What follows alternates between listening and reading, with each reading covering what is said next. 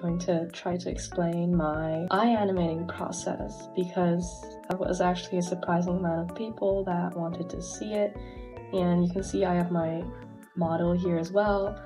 So first thing you want to do is drag in your animation file.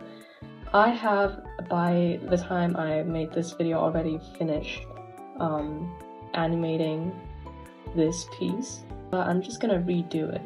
Starting off, I do recommend viewing this video in a higher quality because After Effects text is pretty small.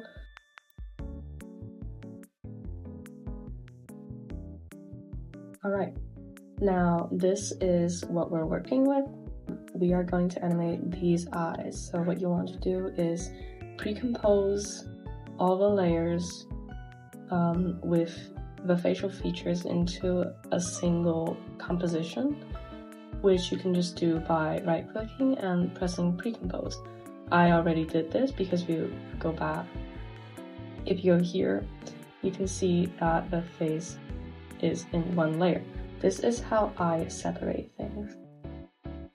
It will be, the top there will be brows, and then the highlights, and then the lashes, and then your waterline, or the under lashes. I just call it waterline. And 2 layers of your pupils, because your pupils have to be separated.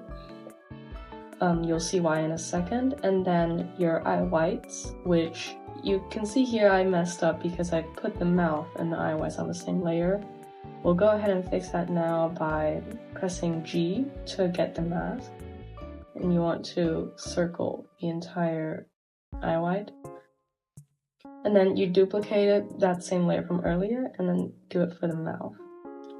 Doesn't have to be clean. So now if you look at this layer, let's rename it mouth. It only shows a mouth. Okay, for the animation, you want to press the puppet pin over here, and you want to press 3 pins onto the eyebrow. However, if you notice that there are some spots that the auto mesh doesn't cover, for example right here, if I were to move this part of the shadow will not go with. Sometimes you don't want After Effects to auto mesh it for you because it's not good at detecting low opacity stuff. In this case, I will just manually go in with my pen here and select the eyebrow.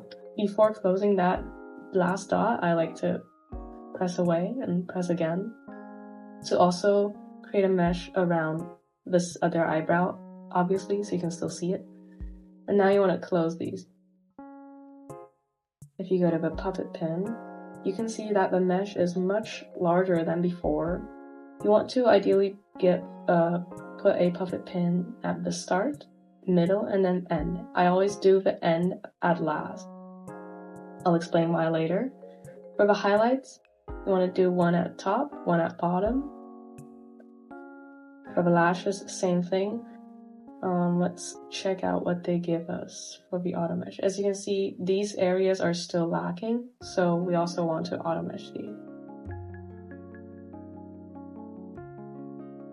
Now, you also place 3 dots. 3 is enough. I don't recommend doing more. So now you go to the waterline layer, which is this. You want to do the exact same thing. And then for the pupil, you don't want to use a puppet pin at all. You want to select G again and mesh a singular pupil. And then for the other pupil layer, you also want to, just mesh the other one.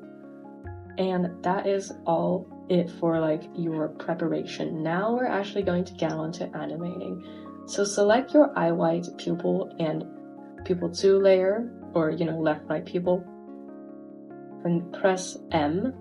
This will show you mask path. You want to press all 3 time stop buttons. If you press U, it'll show you all keyframes that you created up till now.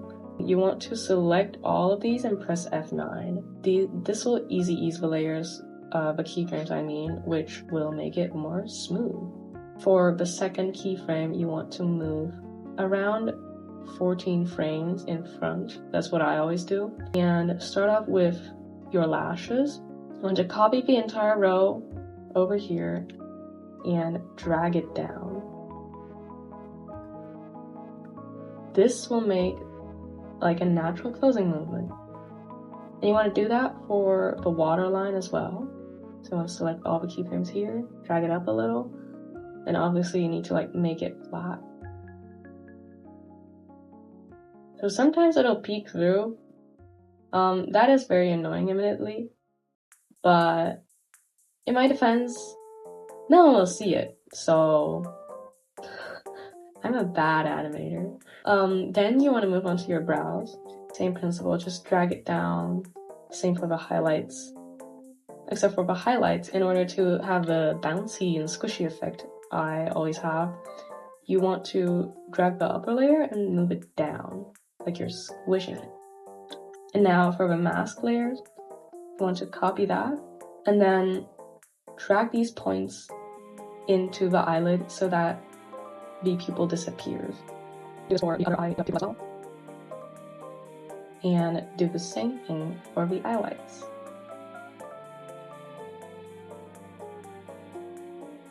There you go. Now your eyes are closed and you can view how it looks like. There's no bounce to this, there's no nothing to this yet, so that's why it looks kind of stiff right now. You want to move ahead approximately like 15 or 16 frames, a little bit more, because you now want to copy your first row of keyframes to the front. But not only that, to achieve that bounce effect, you want to raise it up a little. And do the exact same thing for literally everything else here. For the highlights, you want to squish them up this time.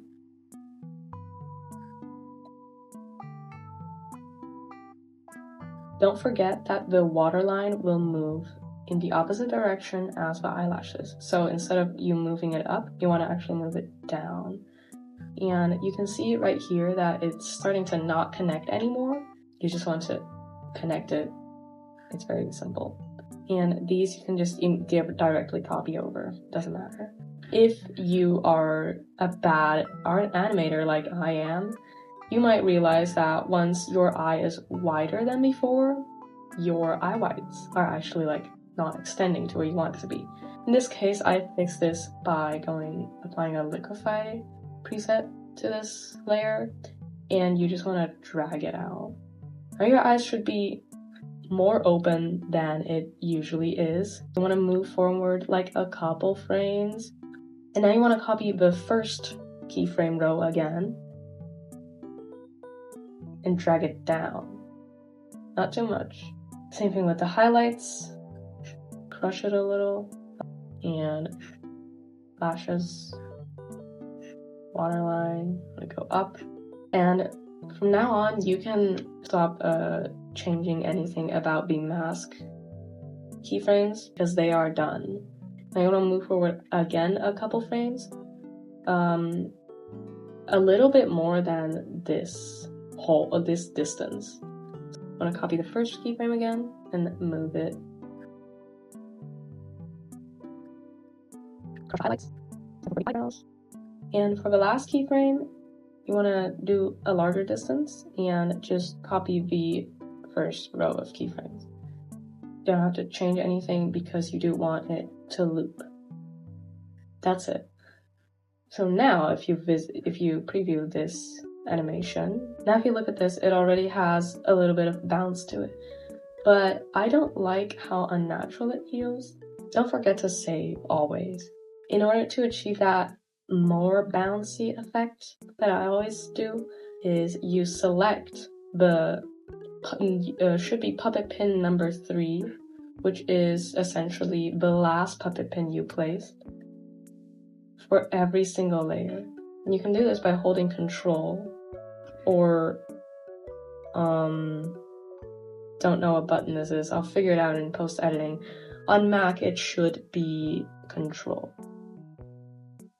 And for the highlights, it's a little bit different. You don't want to select the last pin, you want to select everything. You want to move it, everything, you want to move it forward by 3 frames. And now go back to your highlights and select the topmost keyframe layer and then move them forward by 2 frames. Now, if you preview this, and this will make it so that the lashes will have a natural delay to them, which kind of makes it feel more natural. Obviously, humans don't blink like this, but you know, there's a reason I am an animator and not, what, a sculptor? I don't know. Yeah. So this is how it looks like right now, but we're not done yet. We'll close everything else and go back to your 2 pupil layers. Press U on the waterline layer to have a reference for where the keyframes need to go. Hold Y and find your anchor point. Anchor point is this little like crosshair thing, which signifies the like center point for every layer.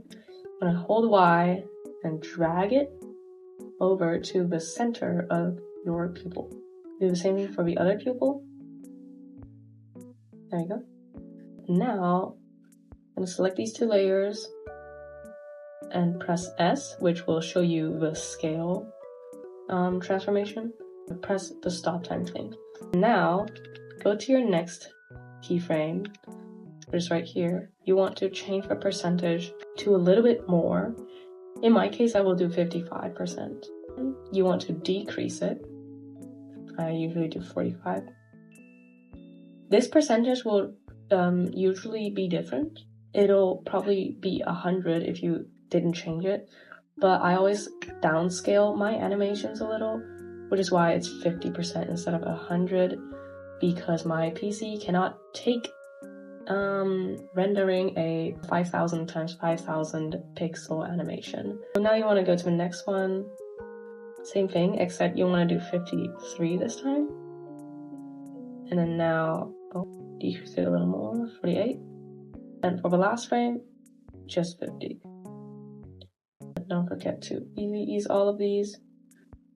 And if you preview this, and have that bounce and jiggly effect. It's very subtle, but now for the last step, to apply a liquefy preset to both pupil layers. And you want to press distortion mesh on both. Now you can close everything else, just have 2 pupil layers open. And now go to your distortion mesh keyframe, and for every single row of like the scale keyform, you want to make another keyform. A keyframe, I mean. God, I can't speak. Don't forget to easy ease. You want to go to the second frame, and even though you can't see it, just enlargen it a little. Doesn't have to be too much. Go over here, make it a little thinner, just like so. And then a little more. So next one is smaller. And for the last one, you don't want to do anything.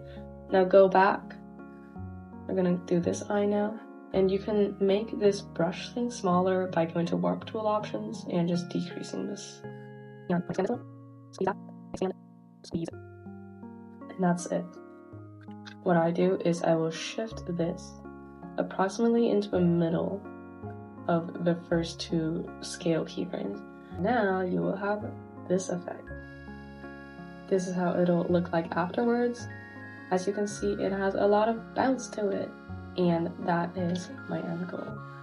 If your PC is struggling with rendering larger compositions, you can downscale it by just pressing 3rd right here. This is how it looks like. And that is how I animate blinking motion. If you want her to blink multiple times, you can press U, show all the keyframes, and just copy everything. Don't forget that the highlights need to be shifted over by 2 frames. Hope this helped.